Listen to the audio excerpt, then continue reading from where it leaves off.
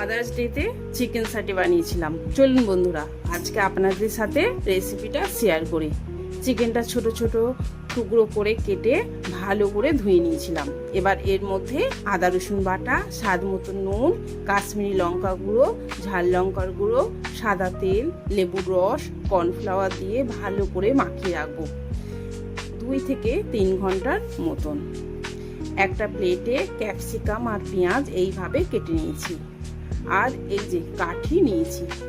চিকেনে tomato sauce আর green chilli sauce দিয়ে soya sauce দিয়ে মাখিয়ে নেব।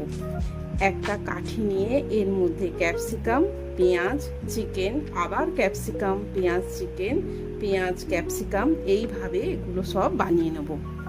একটা বাটিতে কর্নফ্লাওয়ার, নুন, গোলমরিচ গুঁড়ো আর জল দিয়ে ঘন করে গুলে রাখবো। গ্যাস জ্বালিয়ে একটা প্যান বসিয়ে অল্প করে সাদা তেল দিয়ে দেব। এবার একটা করে চিকেন স্যাটে নিয়ে এইভাবে কর্নফ্লাওয়ারে কোট করে নেব। তারপর প্যানে দিয়ে চাপা দিয়ে দেবো। গ্যাসটা লো টু মিডিয়ামে রাখবো। 10 মিনিট পর ঢাকনা খুলে আরেক দিকটা উল্টে দেব। তারপর আবার চাপা দিয়ে দেবো। চিকেন স্যাটে হয়ে গেছে। এবার একটা প্লেটে পরিবেশন করে দেবো। চিকেন স্যাটেটা খুব নরম আর জুসিলি খেতে হয়েছিল।